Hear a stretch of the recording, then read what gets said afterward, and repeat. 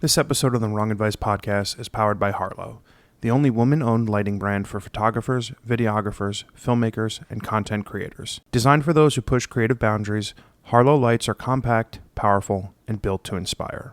Harlow creates tools that stand the test of time, crafted for those who see light as an art form. Harlow believes that your light can be bold, powerful, and beautiful, and that it deserves to be seen. Visit Harlow online at www.harlow.com or follow them on Instagram at Harlow Creators. Welcome back to the Wrong Advice podcast. I'm your host, John Picciuto, and I'm very excited to have the one and only Mr. Mark Mann on the pod with us today. Mark, how you doing? I am doing all right. And I love the name of your podcast. Thanks, me too. Because I probably have given and received some of the most wrong advice ever.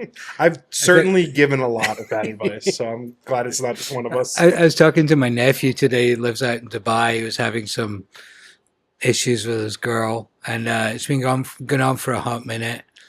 And he said to me, "I took that advice you gave me, Uncle Mark." I just went, Which advice? What advice did I give you? And he told me back what he'd said, and I thought that wasn't advice. That was General, that was counseling. Yeah. I don't do advice. Yeah. I That's don't do hysterical. I'm very much a do as I say, not as I do. Because I don't take my own advice. No, I mean it's very hard to take your own advice, right? That's Because why that would require a lot of self-introspective that I don't have. That's why if you can't do, teach.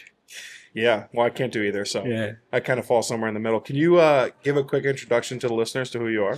I'm Scottish. I'm a photographer. I've been incredibly fortunate enough to make my living in New York City for the last 30 years as a photographer, without driving Uber, which may happen soon, the way things are going. But I'm very passionate about photography, taking photographs, making photographs. And I just feel very, very privileged that I've lived in a time where that was kind of relevant and managed to take a couple of pictures that I'm quite pleased with. How long have you been doing photography? Always. I started... I basically... when I was 16 or 17, I loved art. I always liked art. I was like creative. I'm... ADHD up the wazoo. The maths I can't do. I can't remember things. Just not good at school, and certainly not today. Like my kids, kind of similar, but there's all these things that. Well, here's a furry toy. Play with that. Like, man, get to the front. All right. Completely incapable of. Yeah. Like I can't do this. Same. So anyway, art I was good at. And I remember I was meeting some friends. I was 16.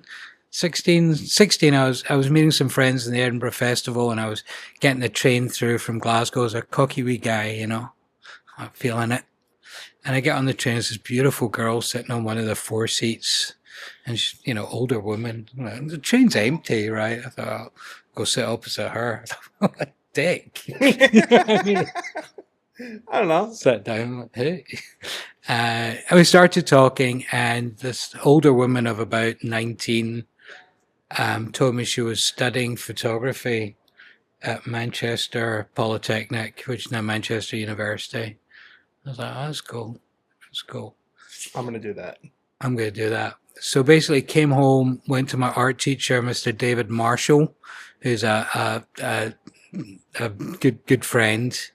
And I said, Mr. Marshall, well, now he's a good friend. Mr. Marshall, do we have a dark room? Do we have photography? I want to be a photographer. And he took me into the dark room, and we didn't have any negatives, but he took my glasses and some keys, and he put it down, and he exposed a piece of paper, put it through the chemicals, and I'm just watching alchemy happen in front of my eyes, right? And it was the most magical thing I'd ever seen. I was really into magic as a kid. I was an amateur magician. My dad was an amateur magician. But all of a sudden, this was actual magic. Yeah, watching it in real time. Watching real magic. So that was kind of doubled it. So did finish college, went to Manchester University Polytechnic. This girl's in the third year as I was in my foundation course, and we're friends to this day, but there was no romance. It's a pretty hilarious story. It's a true how story. many times did you shoot your shot? like to like ask her out or? Now she was very involved with never. She was very Wow. involved with this really cool guy who's now her husband and Oh wow, a friend of mine. And that's incredible. yeah, so no, I mean, but yeah, I mean that was my To meet a intent. stranger on a train 40 years ago and to still be friends with them is like pretty remarkable. Yeah, That's pretty well, awesome. more for her than me. Yeah. And yeah, so no, it's good. It was good. I mean, but that was really it. I really didn't know what I was going to do, and I came from a very wonderful, I'd say, middle class Scottish background, and a career in art was not really something that my parents. I didn't know of its existence. hmm And mum, dad, I want to go to art school. We're like, okay, son. So very, very supportive parents in that way, and they could see that that was actually something I was interested in doing and quite good at. So great support, and then 4 years at college, which teaches you absolutely nothing. How to smoke, how to roll cigarettes and drink coffee. Yeah, or drink beer. Yeah, well, we drank a lot of coffee in the cafeteria, looking at the architecture students because they were the cutest for some reason. And then came out, I was like, okay, I'm a photographer. Like, what the? And what'd you do when you got out? So I had no money. A lot of my friends, not my photo friends so much, but a lot of my close friends weren't, and friends that I had that were in Manchester, like got jobs as lawyers and consultants, Yeah, right. and they all kind of moved down to London and started their jobs. And I'm like, okay, I'm going to move to nowhere because I've got no money. So I moved back home to Glasgow, and living with my mum and dad after college is really tough. And I started to like find opportunities to take photographs professionally. And I was doing furniture catalogs, and all That's this. so unique. Well, you got to remember, like back in the day, it wasn't kind of like, basically it was a newspaper that came out every day. So the big furniture companies on Tuesday would decide what was going to go on sale. They'd want to photograph it all and have it in so I'm doing a lot of that, and the pay was quite good. And all of a sudden I'm making a living. I move into a flat with my a friend of mine, and I'm in Glasgow, and I'm a furniture photographer. But I'm so happy to be making a living that this kind of back in my head that this is really not where it's going to go. Anyway, split up with a girl that I was in love with. I had a friend living in New York. I said, why don't you come to New York for a couple of weeks? And I came for a couple of weeks, and I left 3 years later for the first time to go home to pick up my visa to come back legally. Wow. Yeah. That's so just like on a chance you had a friend who was in New York and you're like, yeah, I'll come. Yeah. And I just, as soon as I landed, I wasn't going back. Wow. I was not going home. And what was like your first photo job in New York? I got a job for Time Out magazine. That was my first job. I had a portfolio of a lot of college stuff that was still relevant, because I'd only been out of college about 9 months or whatever, something like that. So it was all college stuff. Some of it was all right. Mm-hmm. And I would take it around, back you'd go like, oh, can I see the art door? Yeah. And with an actual physical portfolio. Yeah, physical portfolio, like full of random shite. Yeah. And I got a job for Time Out magazine, shooting a dance piece, funny enough, shot it, whatever. Couldn't bill it because you weren't a citizen or whatever? I maybe or maybe not, Yeah. but had some issues billing. Oh, how do I send a bill for this? Where do I live? I'm living on a couch somewhere, Yeah, right. Yeah. So kind of sorted that out. And then something really bizarre happened. I met this woman at a thing. And I said, I'm a photographer. And she says, oh, I work for a photo agent, and I'm moving up to be a junior agent. I'm looking for some photographers to rep. Do you want to come? So I went and met this woman. I had a load of shite, but I had quite a good attitude. Mm-hmm. And she said, okay, we're going to take you on. Oh, I got an agent now.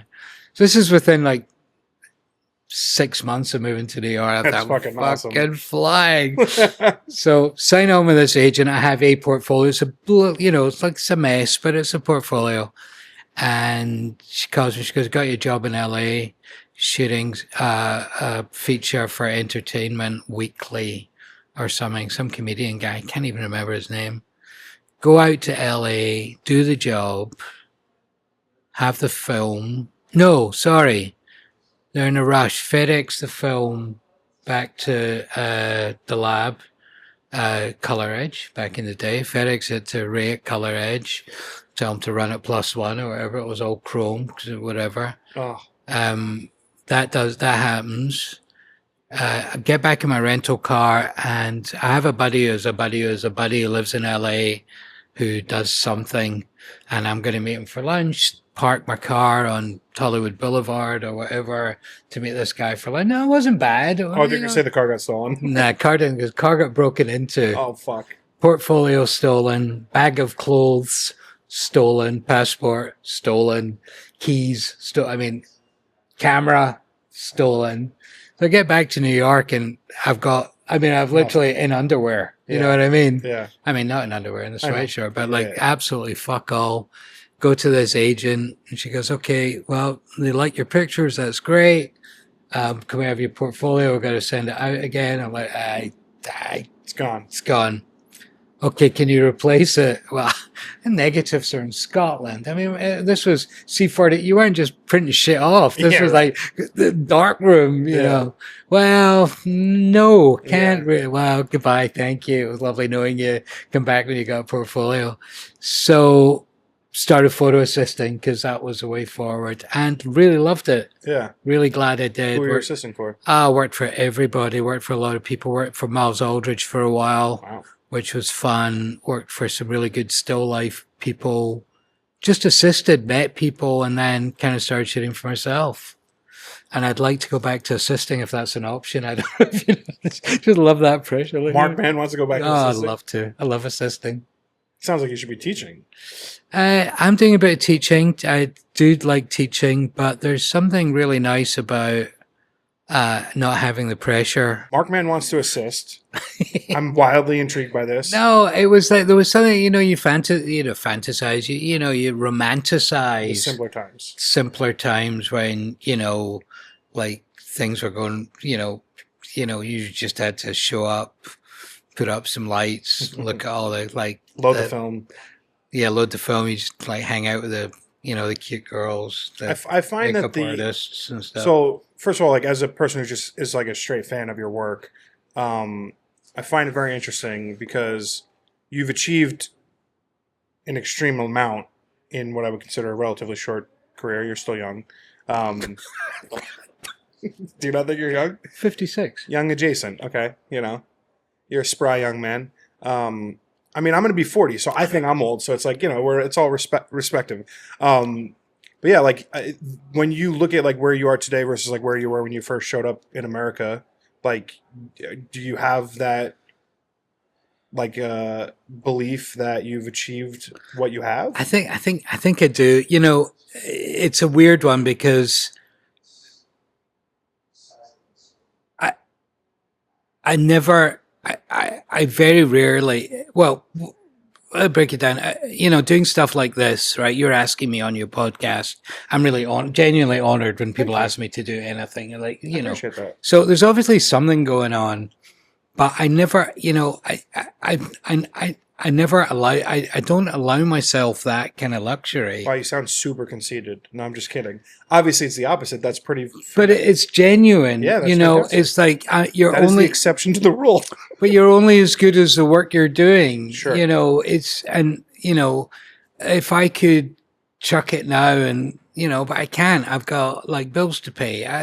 What am I doing tomorrow? So it was only really, I suppose COVID was a really inflectual, I don't know the word. Reflective time because 100 miles an hour for 20 years and all of a sudden bang, stop. Mm-hmm. And then I think a lot of people started to say, oh, how can we do stuff? And Mark Mann, he's taking some photos. Let's talk to him.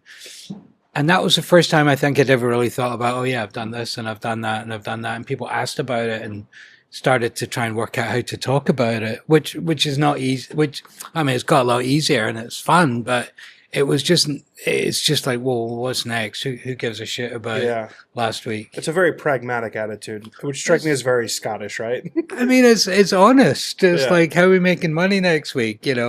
Mark, can you cover the rent this month? Oh, yeah.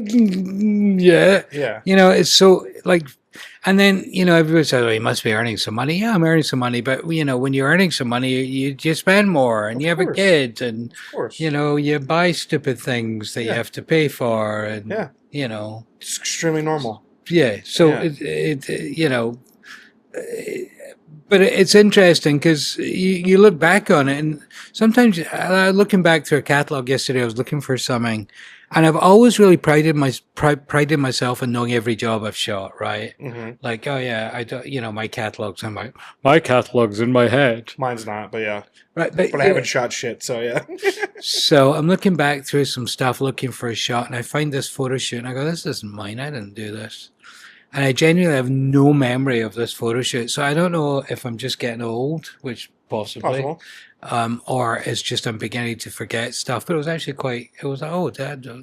I actually learned something from it, which was cool. It's like, oh, yeah. So I think, and I also think in the world of photography, I think it's so massive that there is so much to learn. Oh, yeah. I think the most beautiful, so as a person who spent no time doing art growing up, I was like an athlete, and I sang in the choir, but like nothing like, whatever. There was no artistic bone in my body.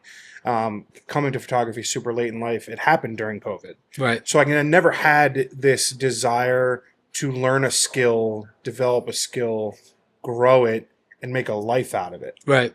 Which is, I find, a beautiful what thing. You do now. Yeah, it's what I Definitely, do now. Yeah. And it's one of those things where it's like, I always want to learn. I like 20-year-old John didn't give a fuck about learning about something. So I think I'm quite lucky that it happened later in life. But that's the beautiful thing about a profession that I think if you ever think you've mastered it. Oh, you're fucked. Yeah, right. Yeah, right. You're fucked. I think Andrew actually said you said that. You had a great line. You're like, if you think you're a master or something, then you're dead already or something. Yeah. It's just every time you do something, like you have the opportunity every time. This sounds so masturbatory, but it's honest in a way. Every time you do a job, you have a chance to try and get better at it. Now, or make your best picture. And don't get me wrong, as we were talking about before, I never follow my own advice, so it's not like I do it. But there is that time like, oh, I really took advantage of that, so you fucking learned something. Yeah, I do that, to be fair. Phenomenal. Yeah, because I think I adequately grade myself as a photographer, whereas you clearly don't.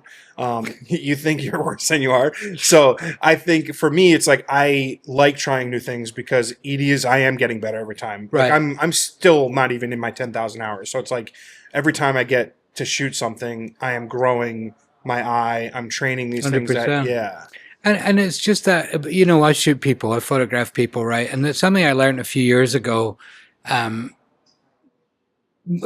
Again, something I've been doing for a long time but didn't realize it, is that talking to people, if you're a portrait photographer, talking to people is practice for taking portraits, whether you have a camera in your hand or not. Interesting. So I talk to you, I can see what I'm saying, where it's going. I can judge you as a human. I can do something funny. I can move my eyes. If I go over here, you come with me. If I go over there. Yeah. So every interaction with a human is an opportunity to practice photography for me. That's very interesting. Because in all honesty, 30 years in, technical is not that challenging for me. Sure.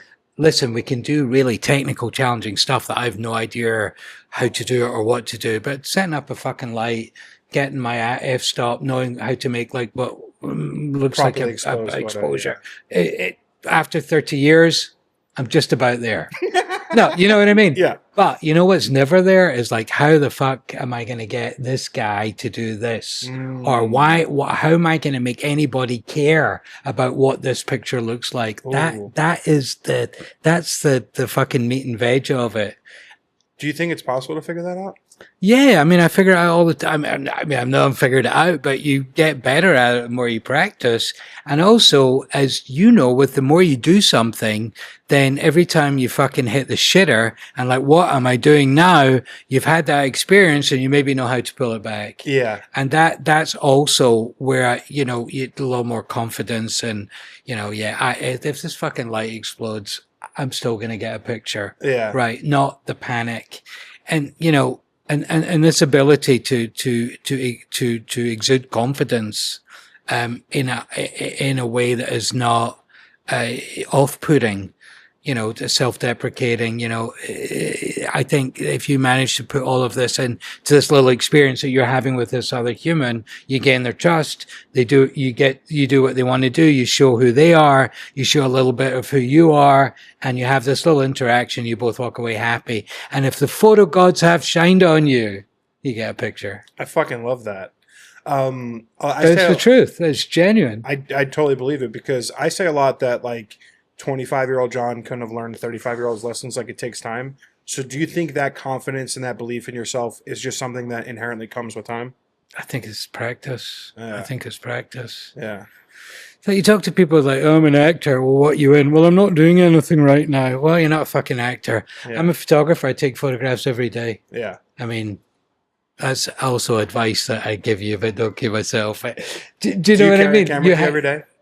Yeah, I do. Don't have one today, but I have one in my bag. Sure. And I've been very, very, very, very guilty of falling into the phone photography for snapshots. What's right? wrong with that? Nothing is wrong with it. It's fucking brilliant. Yeah. What bugs me is that for my background in photography, it was all about the retouch and the print, right? Or the print. I like big prints. I'm not getting great big prints from my phone. I'm fine, 8x10, whatever. Yeah.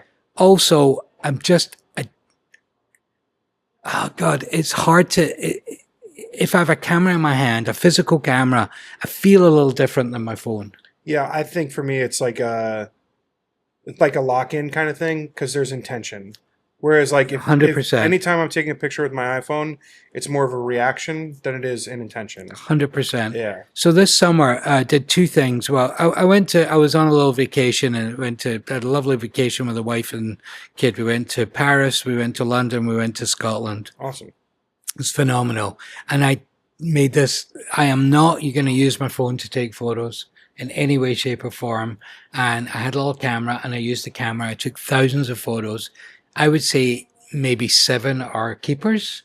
You know, I mean, my family liked a few hundred for the family stuff, but maybe for me, 7 were like, oh, okay. Would not have got these 7 photos with the phone. Would have got the hundreds that everyone was like, oh, that's great, picture of the Eiffel Tower. Yeah. But I wouldn't have got a photo. Yeah. I can't. I totally you know understand what I'm saying, and I'm not being a dick about it. No. I think people will misconstrue that for like hubris or whatever you want to call it, but it's not. It's not. There's intention behind the tool that you use to create the photo. To take it out, have a think. What's there? What am I doing? Right? You know. Change your f-stop. Change your shutter speed. 100%.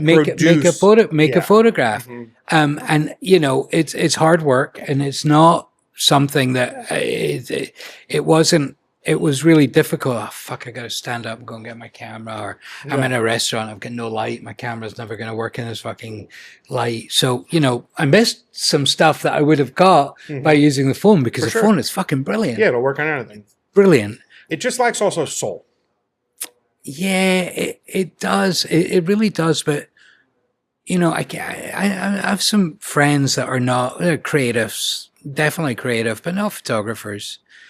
And some of the photos they take, because what really matters is, I think, the composition, the timing. The technical's the technical. We can all pretend we still have to learn it, but we don't. But you just see these photos, fuck, I wish I'd taken that photo. You know, because they have this ability. And I love that photography is available like that. I love that my mother takes photos of her kaluki hand this morning and sends me a photo of, you know, her fingers holding the look at my hand. I love that ability. Yeah. And I respond a lot more to visual than, oh, I had 3 spades and 4 clubs today. It's like, what? But like, oh, look at my hand. You know, I love that. I love looking at, you know, I love looking at the socials to see pictures of my friends I don't see all the time and their kids. And I love that everybody has that ability to make these images. Yeah. And yeah, it's photography, and yeah, it is what it is. And, you know, it's very much our trade at the moment, But there's something different about holding a camera. I totally agree. As someone, I'm not saying better. no, Different. I say better. You might Well, not be saying I it. can. I say it. I can. I It's can. different. I can. For me, it's better just because, like, so I don't know if like always the photos are better that I take intentionally with a camera versus my phone because I just think I'm a shit photographer anyway. But that being said, the idea behind holding the tool is intention, and I think a lot of what I want to do and create comes from an intentional place, and that to me matters. Like I don't want to just have people like thinking that there's not serious thought behind what I'm trying to put out. But then you got all these fuckers like, you know, who I mean, I'm gonna like Phil Penman, who I die for. I love Phil as a human, Yeah, and I think his incredible. work just blows my mind. Same. The idea of him like going to the bathroom without his camera is beyond him. Yeah, So he is that guy that he's always had his phone in his pocket to take photos. I'm not that guy. If Yeah. I'm not taking photos, I don't have a camera. so But, yeah, but he does. And Mark DiPaolo, the same thing. Never seen him without a camera. Hundreds of these guys. I love that. It's just not It- for me. It's not for me either. I'd Yeah. love it to be for me. I'd Same. love to be that guy. I'm not. Yeah. Have to let it go. Yeah, same. I find like even if I'm in working, like this is gonna sound so douchey, like too many days in a row, I feel like that creative burnout. Like it's like 100%. how many times am I gonna be like, okay, turn, you know, like it comes from a great blessed place to be able to do something that you love, but at the same time, like You don't want to do it when you're, when I'm not feeling it, it needs to be 100%. Yeah. I'm with you. Yeah. I'm not that guy. The camera straps like freak me out. I Yeah. like, oh, where we go. yeah. And like I like the idea that I can turn it on and turn it off. And it Yeah. lives where it lives. And when it doesn't, I don't have to be looking for things. There was a while where I was shooting so much, I was just starting to see fucking life through frame lines. And I was like, this is fucking bad. dream I through go, frame this should, lines. I shouldn't be seeing. No, that's good. You should embrace that. Oh, You okay. should get into I it. turned it off. I was like, fucking stop, man. You Like, should get into it. It's yeah. good. Okay, that's interesting. All right. Do you the one thing that photography has really made me is fairly anally retentive when it comes to tidiness at home. Yeah. And my wife, God bless her, who is the most wonderful woman on earth, and I have slightly different ideas of organization, good way of putting it. And I come home and the little guy on the mantelpiece will be wrong, and I'll just see it and fucking have to straighten him. But I've had to let it go because I have a 10-year-old who has no Gonna touch concept everything. Yeah, of, right. like whatever. So like this clean, like fucking seeing things through frame lines is very much Yeah. So I very much am a organized chaos kind of person, as you can see from the studio. Everything has a place. That place will not always be very like neatly. place would always be the same place. Yeah, right. So It like has a I place. have a coffee table that has 50 photo books on it. Right. Organized chaos. Could I get a smaller table and have less books on it? Sure. Could I get a bigger table and have more books on it? Also sure. Could you have a bookshelf? Yeah, I have too many bookshelves. Right. I have too many books in general. Right. But yeah, I what it does for me outside of like the organizational process is inspire me just like on a life basis. So yeah, that it's interesting what you're saying about the organization. Organized chaos. Yeah. But I'm also like fucking ADHD. Well- I do have a unique version of OCD, like even numbers. Like I'll be weird about walking out of the studio and making sure the door's locked. Like weird little idiosyncrasies like that. It takes a certain level of mess for me to lock in and then clean the slate. But I do believe that if I had everything where it was supposed to be, I could be better served creatively. And I think at times that it does offer a blockage. I do. So fix it. I'm fucking lazy, man. I'm curious as someone who's photographed like every manner of human being on earth, from wildly famous people to, women on trains.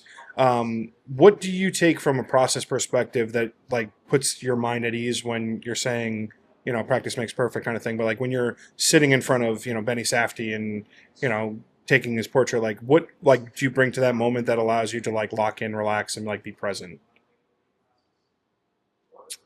Uh, I think that the best way to approach humanity and human beings is to uh, have respect for somebody for what they do, whoever they are, whatever they do. But it's also really important to remember that it doesn't matter who they are; they still are going to the bathroom. They're still I say that all the time. they're still having a bad day or a good day. And you are another human being on their level. And if you always want to try and present yourself at that level of humanity where we're both human beings, we're both here for a purpose. Let's get this done. Let's make this as pleasant as possible and leave.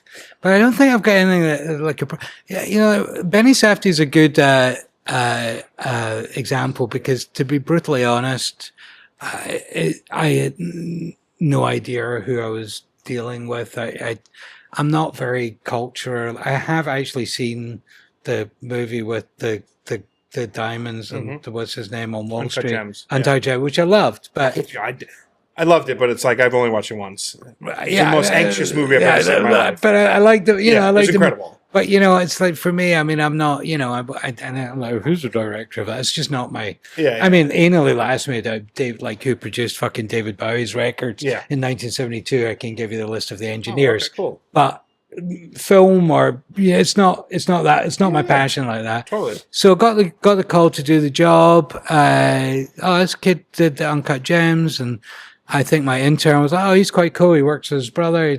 That's all I knew about him. So what I did read about him when I did a little research is that his mother is a Sephardic Jew and his father is an Ashkenazi Jew. I don't know if you know what that means. I'll give you. I am 3% Ashkenazi Jew. There you go. Yeah. So basically, two major Jewish cultures: Sephardi and Ashkenazi. Sephardi, I'm Ashkenazi, Eastern Europe. Sephardi is more Spain and Spanish Jewry. And although we had an incredible amount in common, there's a lot of differences in the way things are done. Yeah. So I basically said, I'm like, growing up in that household, how did you eat? Like who, so I think, I don't think anybody, so. No one probably asked him that. I don't think anybody had asked him that. And I think, all right, he's a guy who knows a little bit about my culture. Yeah. He understands, he's a little deeper with me than, I love Uncut Gems. All right. Yeah. So it was like, how did you do the matzo balls? Did Yeah. you do them, like, with it, and he was kind of laughing. He was kind of like, this guy's all That's right. a great question, yeah. So I think I always go for that, right? To go for the unexpected Exceptions, yeah. or to get into somewhere where it's like showing a lot of respect that I actually have bothered to make an effort to find out something about you, but I'm not going to talk about how great a drummer you are when you're the guitarist for a band that I've never heard of. Yeah, I'm gonna right. fuck it up.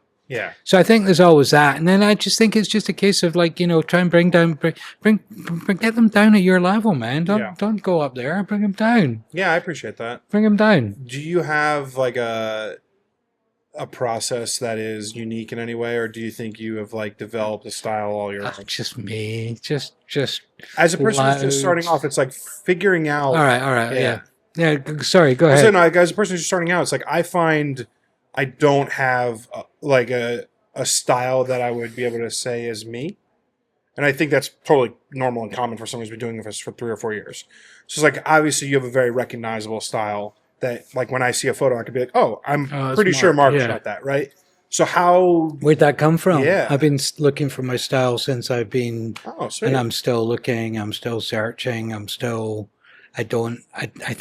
I think it's probably repetitive. There's like, all right, don't quite know how to do this. I'll just do it that way because it looked good before. Oh, it looks like that one. There we go. Fucking style. Nah, It's a big question. You know, it's a question from college. It's like, what's the style? Who's gonna? And it was like, you know, in my head for years, like, what is my style? And I think it's still in my head, and it's amusing that I have one now because I don't really know how it happened, and maybe I have one and should doing something different. Why? But well, you know, push the style. I did do something different. I should have brought you a book. So I suppose what I'm known for is like these in your face portraits, which I love. Thank you. Yeah. And during the pandemic, my sister-in-law is Lonnie Landon, is a very well-renowned choreographer for modern dance. She's really world-class. And we were talking one day, and she says, none of my dancers are all going nuts. They're all, you know, dancing around their living rooms, teaching Zoom calls, teaching dance on. Everyone's going nuts. Why don't you photograph some dancers? I was like, are they cute? Okay. Yeah. So we had a big space at that time, long story, but we had a massive big warehouse, and I had this background that kind of looked like Irving Penn, and it was like beautiful daylight coming in. I thought, oh, here we go. Dancers. I haven't fucking shot daylight in my life. Daylight scares the shit out of me. Really? Why? Yeah. Because how could you fix it? You can't. Exactly. Yeah, you better get it right. Somebody turn the light out. No, we can't. Fucking cloud comes in. I'm like, oh, camera. You know, so. See, I quite prefer natural light. Great. Please. I mean, I like turn that light up. Yeah. Like, God, do me a favor. But when the light was right, it was beautiful. There were also these dancers. Dancer would come in the start of the book, and I decided that I was going to do a dance shot. I was going to do a portrait. So I wanted to do the portrait after the dance shot because I wanted them just to have danced. That's as far as my process had gone. So they would come in, and, you know, I'm like, hey, the song and dance, hey, you know, whatever. And then it would come to this minute where like, well, what do you want me to do? And I just dance around, you know, whatever. Do you? And they would start moving. And the first person that came in, Rainey, I remember just putting my camera down because I was getting this vignette performance from this incredible dancer who's never danced in front of people, hasn't danced in front of people for a year, is getting this opportunity in this space. And I literally forgot to take photographs. It was so beautiful. Wow. So she goes, how's that? And I'm like, oh, that was great. Can we just do it one more time? And he's like, take fucking pictures. All right. So, you know, lift the camera up. And then for the first time in my career as a photographer, genuinely, I'm not leading this thing that's happening. These are true artists creating art in front of me. And all I have to do is press a button at the right time. Yeah. I mean, that's all we have to do anyway, but it was like, usually it's like, what'd you call a bear with no teeth? A gummy bear. Ha ha. Snap. Good. Let's go home. Right. But this is not me doing that. This is me watching and me going into this very quiet place of just watching and trying to make, you know, make a frame of something that's moving, completely different than anything I've ever done before.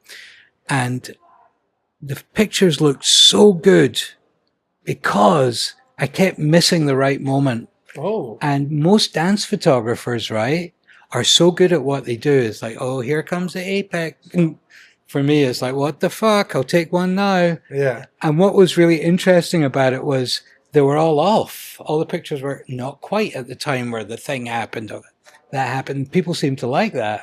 Like, oh, I've never seen myself like that before. You caught me just as I'm about to do it. I'm like, yeah. It was totally on purpose. And so I'm shooting a Leica S medium format. So autofocus is slower than my, I was going to say my dead grandmother, but my mom might hear this. Sorry, mom. My autofocus is quite slow. Super fucking slow. Yeah. 3 frames per second. Yeah. Right. So there's none of this jigga jigga jigga business. It's more. So, and it, you know, but looking through glass, it was beautiful. The lens was beautiful. The shots were beautiful. Compression, it was worth it, but it was a lot of work. But as I started to do more of these dances, I started to get a little better with my timing, and I would like catch the apex, what they call the apex. And they'd be like, It's less interesting to you. yeah, it's not as good. So I had to retrain myself to miss it again. So this book went through it. So these photos, and then all of a sudden, my partner was like, my business partner was like, this has got to be a book. And I'm like, I'm not doing a book because I'm going to end up in the bargain basement bin in Barnes and Noble. You go, it was like, used to go to these fucking art books that people put their life into. They're like a $3 sticker on it. I'm like, I'm not going there. So I was never going to do it. But anyway, Rizzoli did the book and we did the book. But it was a total 180-degree spin from what I've ever done as a photographer. And I learned more about photography in that 11 months of shooting these dancers than I've done in the previous 15 years. I fucking love that. I'm very curious as someone who did the art for so long, did something new for the 11 months, took the risk of doing the book. When the book comes out, did you have a metric in which you measured its success outside of dollars and cents, or did it existing and being created? To have the reason I knew that the book was successful in whatever way is that we started off with, dance is a very small community, but it's very separated. There's the ballet, there's the modern, there's the tap dancers, there's the flamenco, whatever. There's the hustle, there's hip hop. So we had a lot of great access to these phenomenal modern dancers because that was Lonnie's MO, yeah. MO, and the best modern dancers were Lonnie. And then, Lonnie's like, I know this one girl who's a ballet dancer, and we sent that to her and spoke to her, said, this is what we're doing. Said, because I'd love to do it. And she came, and then the floodgates opened, and we photographed Misty Copeland, we photographed Sarah. I mean, names that mean nothing, but the top ballet dancers came, and when they came, then we basically had to start saying no to people. And when people saw the book that were in the dance world, like, it's never really been done before, that you've brought some street dancer from the Bronx who is, was one of the first female street dancers, and you've got Misty Copeland in the same book, and it works. So that to me was a success. I love that. Yeah. I think so for me, like, being invited to the party that we're in right now is just like, I'm happy to be here. So like the way in which I view and frame my successes has changed a lot in the last 4 years, because it used to be about dollars and cents, and then like prestige, who the clients are, who the subject is. And now I realize, like, just being able to be here is a great place to be. I would like to just come through this with like the intent that I have, right? And then hopefully the success that I want and measure myself by outside of dollars comes after. That's a lovely way to think about it. I'm really scared for you guys coming up. Yeah, well, I'm really nervous. You should be. I mean, I'm not scared of you. Scared for you. No, I know you should be afraid. Yeah, it's frightening. We're in a very uneven time in the industry, and things are changing at such rapid speeds that I think, just look at Sheen put out a fucking AI Luigi Mangione ad for fucking shirts that they're selling that just in a nutshell will tell you where we're going as an art form. And to be honest with you, Mark, like, I don't know if you could relate to this at all, because you started your career in film. Mine kind of has drifted back and forth, but like, I find myself doing more film work because I think this idea of like it not being able to be replicatable, through the chemical process of film, I think speaks to me a lot more than, coming home with 1,000 digital photos. Yeah, absolutely. I agree. I love shooting film, and I do shoot some film. I shoot quite a lot of film. But just to circle back to why I think we might be all right, and this is interesting, and it comes from a perspective of my kid who's 11, and he is, the digital native. I mean, walks into anybody's house and somebody says, what time, well, what's the weather? And he'll go, Google, Alexa, Siri, until Yeah. somebody fucking answers. And it's not like I still walk in and go, Alexa. You know what I mean? Like, whoa, this is cool. But he's just like, this is his expectation Yeah. of life. So digital Of it native, working, yeah. of digital native, like complete and utter digital. Everything is here. Nothing costs money, you know, da da da.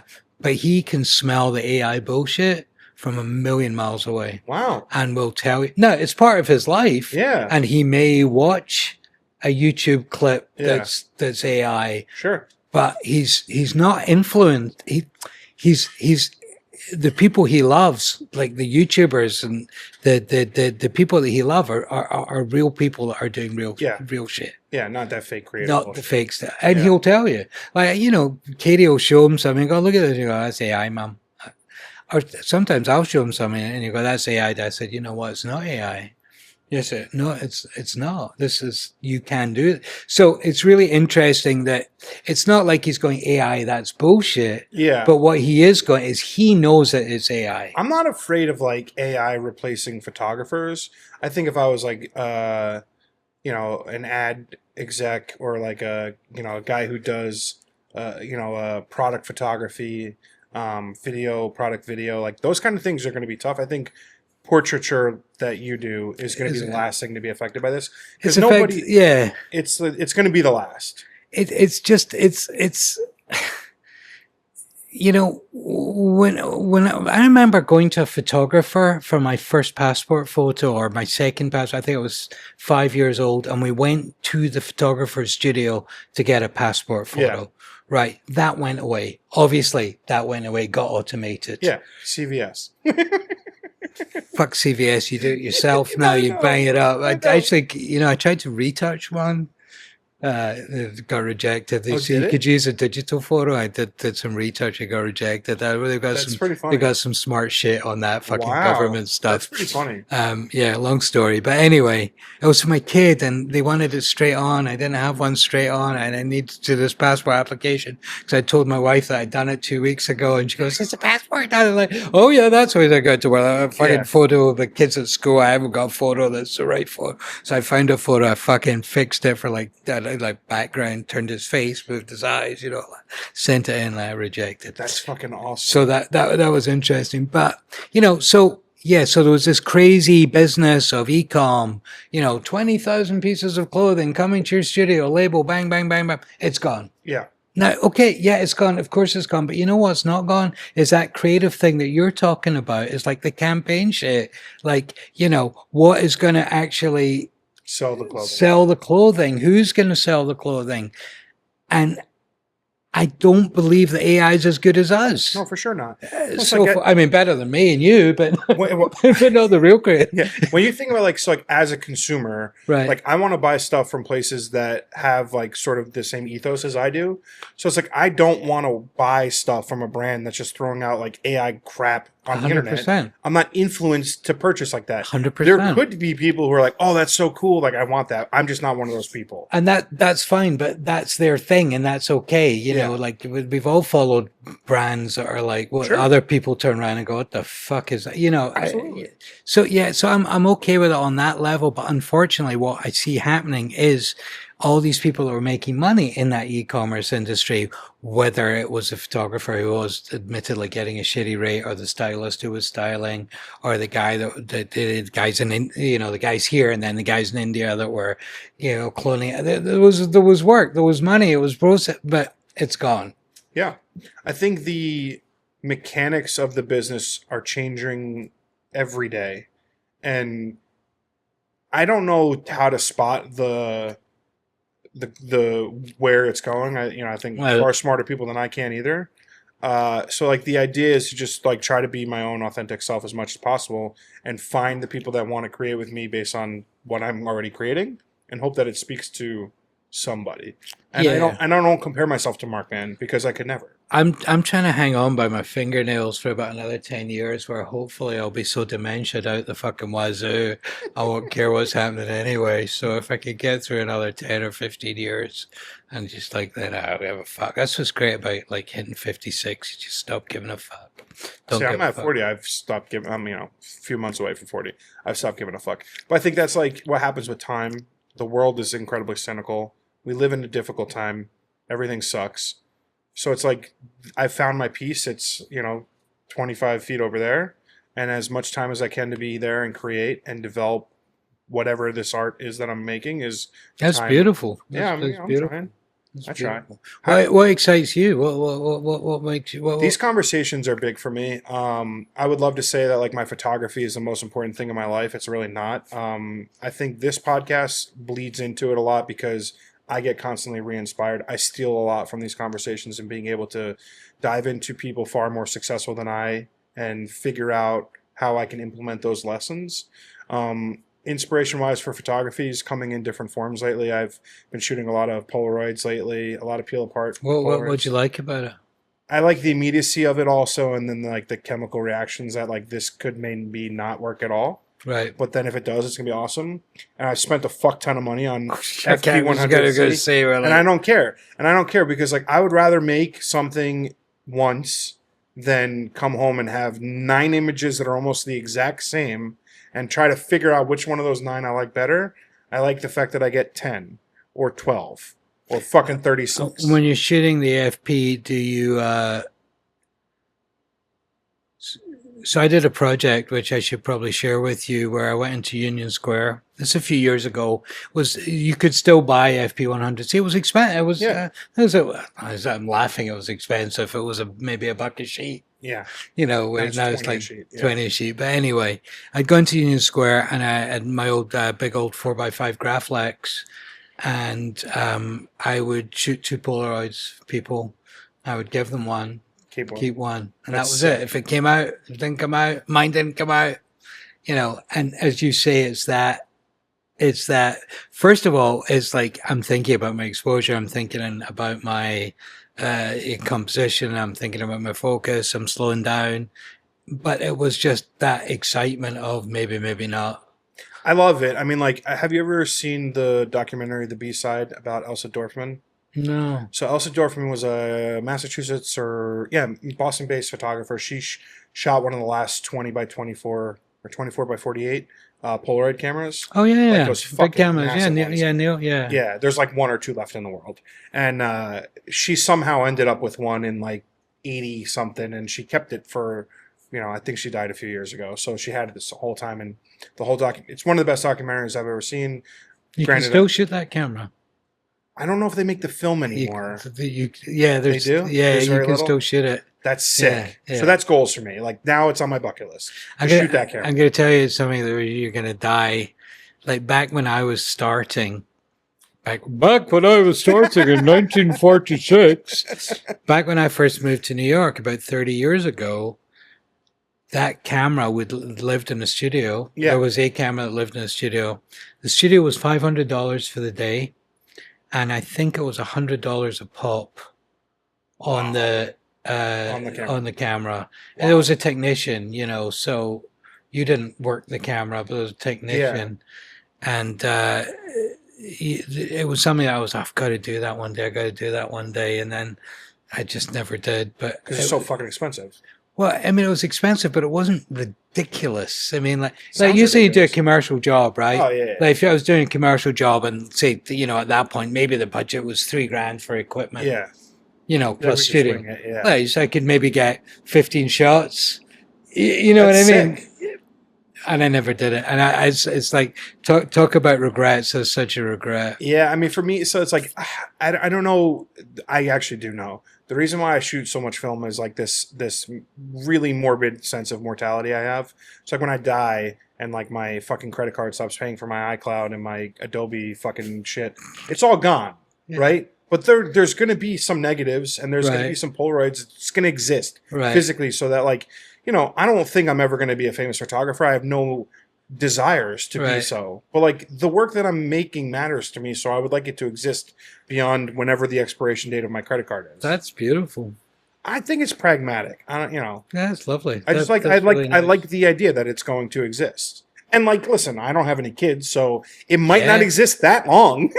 Until my credit card stops paying for my storage locker. It's so funny. It's like, what a way of thinking about it. I am a morbid fuck, if anything, but yeah. It's something that I think about a lot. I mean, like you just see Just like, I'm fucking gone and kid at Tenny, my son's looking through my stuff and he opens up a case and it's just full of hard drives. We're like, fuck that. Yeah, literally. Yeah, they'll be gone. No, I think about that. And I think the reason for that is like, have you seen the Vivian Maier documentary? Mm-hmm. That kind of changed my thought process on creating, because this woman was nobody. Her life was meaningless for until 25, however many years after she died. And now it exists in such a beautiful way that I find it really, like, I don't know, oddly satisfying that, like, maybe I don't find my place today, but like maybe 50 years from now, it finds a place. Who knows? Right. Who am I to say? There's something, I'm a little opposite you. I kind of want everything to just be Gone? Yeah, I don't really give a fuck. Why? I don't know. No. I think that I don't know. I think if you offered me a contract that said, okay, tomorrow, whatever, 10 years, you can be gone. All your shit will be gone, but your son will have a good life, or your wife. Oh, of course. No, or like, you can have an extra 5 years of no cancer, but when you die, all your shit's gone. I don't think I care about it enough. I totally agree. That is, I think one of the great things that I've gotten older in life is like you realize what the importance is with family and time with family. And like, one of the reasons why I'll never leave New Jersey or New York is because the most important people in my life live 5 minutes away from me. I can't trade that. The only thing I will ever regret when I'm on my deathbed is having spent not enough time with my parents or my brother or my sister. But like, I know that that's a very blessed place to come from. People don't always have that kind of relationship with their families. I'm very lucky. And like, it's not lost on me that is the case. And granted, like maybe one day I have my own family and my own kids and like whatever, but like for right now, like I wouldn't trade any accolade in the world for that. For that. Nothing. Yeah, I mean, I think my mom and dad were devastated when I moved to New York. It's understandable. But I think, you took a big risk, but like it's paid off. Kind of. Mostly. Sort of. For the most part. A little bit. Generally. Okay. You're either like the most humble human being on planet Earth, or you have crippling imposter syndrome, and it's probably somewhere in the middle. I definitely crippling imposter syndrome, 100%. Why? I don't know. It's like because I've never really been good at anything. So you don't find yourself to be a good photographer? I think I'm a reasonable photographer. I think the one talent I have is I think that my very good friend Nathan, who passed away, creative director. I think he was the one that started talking about superpowers. What's your superpower? I think he was so creative, and he was like, Mark, your superpower is to go into a room, talk to somebody, and have them feel comfortable in 5 seconds or 10 seconds. That is your superpower. And I think when I combine that, which I agree that I'm good at that, I'm good at I think when you combine that with limited photography skills of 30 years of doing it, then that sometimes makes for a reasonable photograph. That's genuine. I'm not bullshitting. I don't take you as disingenuous at all. No, it's 100%. I never look at something and go, wow, that's fucking great. Yeah. I mean, I say it's fucking great so everybody else thinks it is bad. Well, you have to. If you're not going to sell you, never show fear. Yeah, and also be humble. Yeah, but you can't show fear. Yeah, I mean, like, I would have been fearful if this career started earlier. I think the beauty of being older as I came into this is that, like, there's no fucking, who cares? If I fail, who cares? It's only, like, for me. It's like, if I fail, I'm going to care a lot more than anybody else. But in the words of your fellow New Jersey, Frank Sinatra, I'm going to pick myself up and get back in the race, But I remember I can't remember who it was. It was an A-list woman. I can't remember, but it doesn't matter who it was. But anyway, I do it on set, and I had a lot of pressure from the publicist, and I'm feeling a lot of pressure and whatever, and it's tethered to the fucking screens there. And got my camera. I haven't set my camera, and my finger hits the button, and she happened to be sitting there, and the picture comes in, and it's completely out of focus. It's I mean, it's like half her face. You know, it's like not even a test frame. It's I'm not looking through the camera, and like I see everybody go because they're all looking at the monitor right behind her, and I just go, "Wow, this is fantastic! I know it doesn't look great, but you look fat. All I've got to do is fix my light." And everyone's looking at me like I'm not, but I'm so enthusiastic that they are just like, okay, we believe them. Wait, I fuck with that a lot. I actually Got it. Yeah. If I hadn't, I would have lost that shit. I mean, that would have been a disaster. Yeah. If I had gone, oh, then everybody would have like, what the fuck? So then, like, focus, Mark, focus, get it in your head, get it down, get it on, go on, take a couple of test frames, and they were very pretty. Whatever. See, I told you, you look fantastic. Sorry about my mistakes there, but I knew we weren't going to have a problem because you look great. And the publicist, yeah. And she's like, yeah, oh, thank fuck for that. I fucking love that. It's true.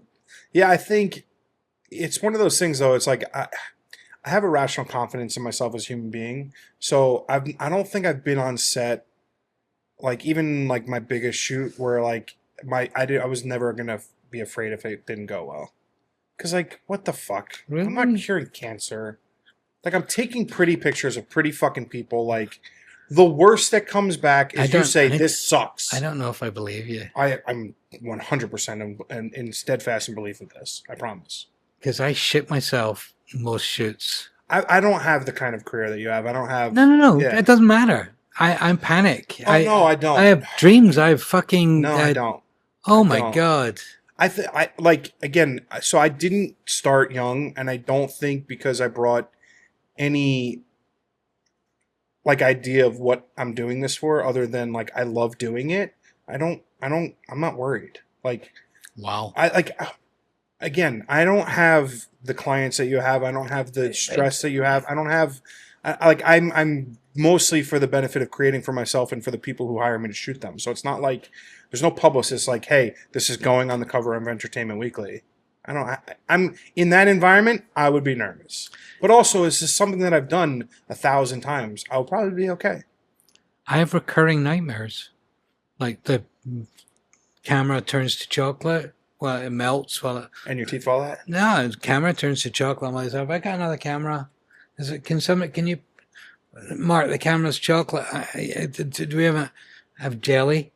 Camera's jelly? Get that? Sounds to me like you're just hungry. No, it's just. Wait, I find that wildly interesting. It's fuck up dreams. So what it'll tell me is that like you are lacking conviction and confidence in the thing that you use, right? I use Leica, so yeah. Well, yes or no. Yeah, well, we're filming this on Leica, so yeah. Fair. Yeah. So it's I've literally never had a photography dream in my life.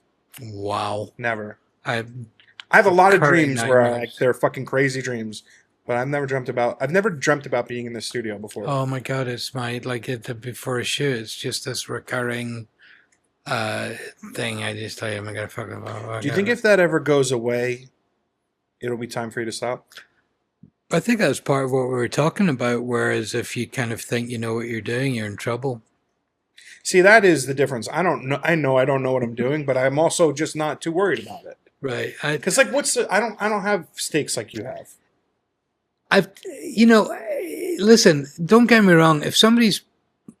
If I'm in a situation, somebody's pissing me off, or I'm not enjoying what's going on, or somebody is disrespectful to somebody on my team, or disrespectful to somebody in their team, I don't give a fuck if they walk out. I will not put up with that on set. So it's not like I'm going to go to the end of the earth to get, I'm not. But all things being equal, if I'm there and you're there, I'm going to do everything in my power to create. And I think that is a lot of self-pressure. Whereas I respect that, though. But, as I say, if you're going to be disrespectful, we're not going to have a good time. Yeah. You know, I mean, to me, you can be disrespectful, but, somebody disrespectful to somebody on my team, or disrespectful to somebody on their own team. I mean, I've said to people, why are you talking to him like that? Yeah. Come on, like man. You're a fucking assistant. Don't be a dick. I haven't got that far, but I would. definitely. Like, Yeah. but that is then one of the great lessons of life. It's like, just because you're XYZ doesn't mean you can treat people like they're anything less than the human that they are. You know the guy, and his name is going out of my head, but it's going to come back to me because I have fucking Alzheimer's already. Vincent D'Onofrio. Yeah. Do you know Vince? Fucking love him. I love him too. I've loved him.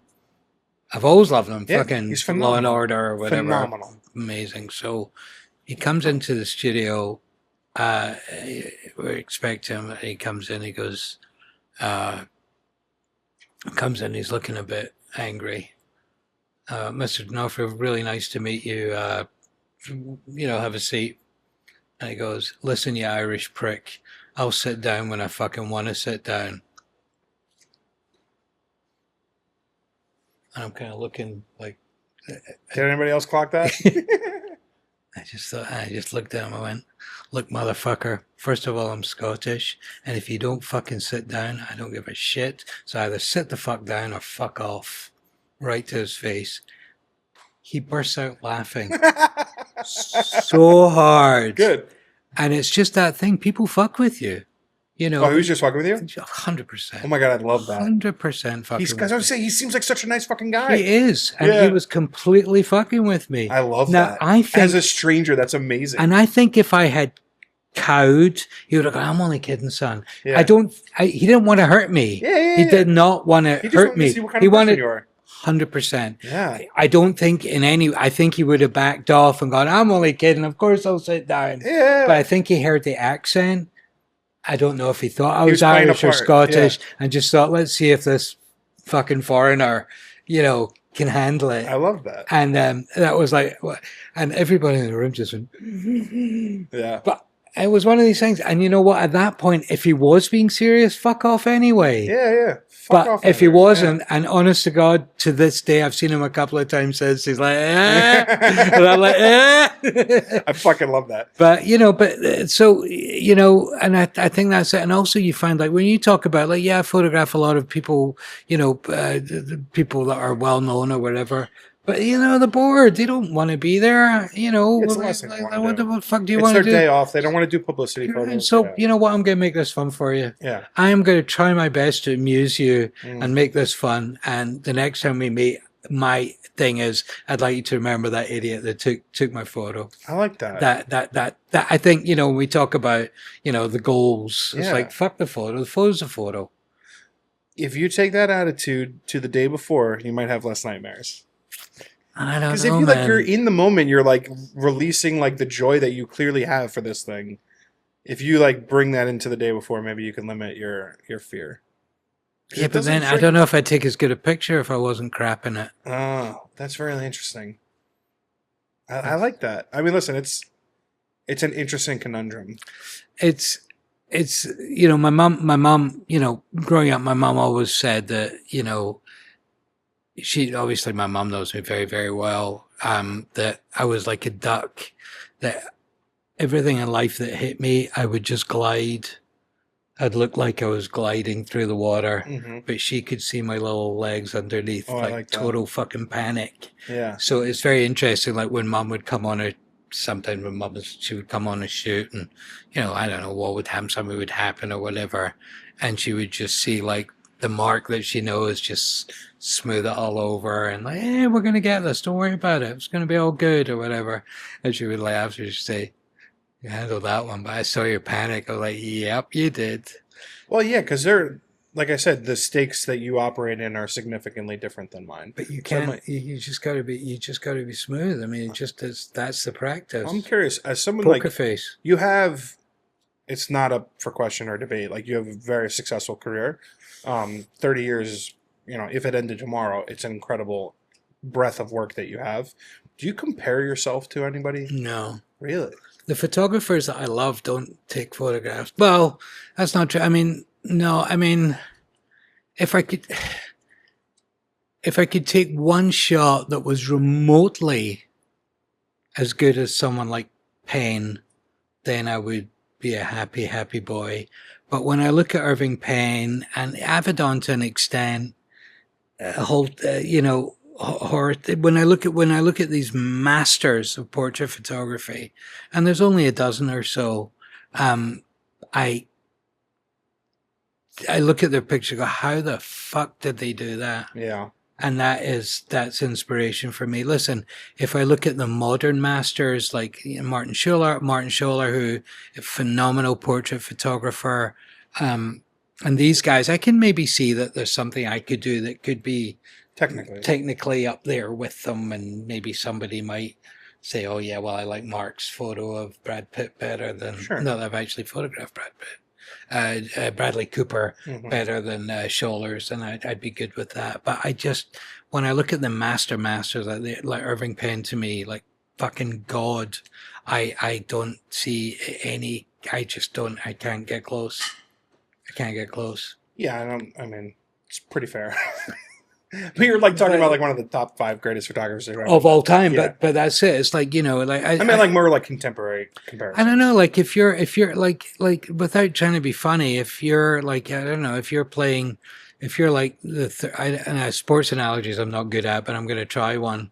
So forgive me if it fucks up. But if you're like, the lowest player on the Knicks, I don't know. Yeah. You're still making a shit ton of money. Like you're making a shit ton of money, but and you throw a couple of free throws that get a round of applause. Yeah. Are you thinking, could be Michael Jordan? No. Exactly. That's where I'm at. I'm there too. I agree with that. Yeah. Like I said, I might be playing the game. Taking a couple of pictures. Yeah. I'm all right. But to be at to see what people in my field have achieved is something that I strive for it. I just don't know if I'll ever be there. And I think if you think you are, you're just an idiot. You said a little bit ago, like maybe you have 10, 15 years left of your career or whatever it might be. Like, do you have like bucket list? Do you have like a plans? Like what? Like yeah, I want to do more. I want to do another book. So the idea for the book, which is exciting for me, is that I said I was an amateur magician. My dad was an amateur magician, and kind of magic went away when I discovered photography. And the dance book came out of left field. I had no interest in dance, and I've made a friend over the last few years Alex, who is an incredible magician and magical historian. Cool. And we did, he needed some new press shots or whatever, I can't remember. But he came to the studio and we did some photographs. I just looked at him, I said, this is a book, right? He goes, what? I said, has there been a book on magicians? Yeah. He's like, wow, there's been books about magic, but there's not really been a book about magicians. So we kind of have a proposal. And it's going to be a book about magic as a performing art. For instance, there's a guy up in Connecticut who collects magic props. He's got Houdini's handcuffs. Wow. So millions of dollars, right? I don't know what millions of dollars, but the fucking portrait of that. So this shot, like I want to show these characters. That's really cool. Alex knows the woman who was a showgirl in Vegas, and she was the first one to be contorted into a box on Las Vegas stage. She's in her 80s. Wow. I want to photograph her. Yeah. So there's all these crazy characters around magic that are the people that make the props, the guy that fucking pulls the lever when goes through the stage, these guys.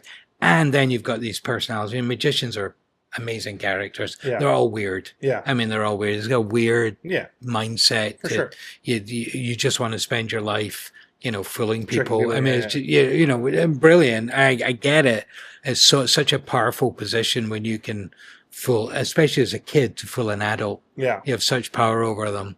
So there'll be a chapter on current legends, the up and coming people that make the magic, the historians. That's cool. So that's the next. So I'm very excited about that. I'd love to keep, I like collect faces. So I like to photograph a face every few days. Yeah. Don't matter who it is. Don't care if I never photograph another celebrity in my life. It doesn't matter. I mean, face bills. pays the bills, but talking to you to me is just as interesting. Well, I mean, More so, probably. more so, but when you talk about celebrity, right? So actors, right, are the Yeah. things, and they're fantastic. If you're a great actor, you're a great actor. Yeah. I mean, and it's a skill and a talent that I don't have, and Absolutely. whatever. But like you talk to. I photographed Arthur Miller, the playwright, Wow. a long time ago when I was a kid. Well, not a kid, but first few years of career, and just talking to somebody who had done what he'd done was to me more interesting. Like talking to a nuclear physicist. Oh yeah. Is to me. I mean, an actor's now. What are you going to say to Al Pacino? Yeah. You know what I mean? It's like, well, what the fuck can you say? Like, you're fucking Al Pacino. But like somebody, I love Godfather. yeah, some people like doing The Godfather. Yeah. But talking to people like that have these kind of people. I photographed a corporate job the other day. This guy's a big player in cybersecurity. Fucking 15 minutes with that guy, man. That was just wild. Yeah. And having trying to bring it out during the conversation is just so. I want to collect the faces. I want to keep collecting the faces. I want to keep working, keep engaging with people, and if I can do that, I'll be happy. I love that. I really do. Mark, goes without saying that I'm a big fan of you as a human being. Thank you very much. Big fan of your work. I have a very cheesy line. If you've been on my podcast, you're part of my family. Thank you so much for spending this hour with me. It's been a real treat, and can't wait to do it again. Thank you. Thank you very much. Thanks. Pleasure. Take care.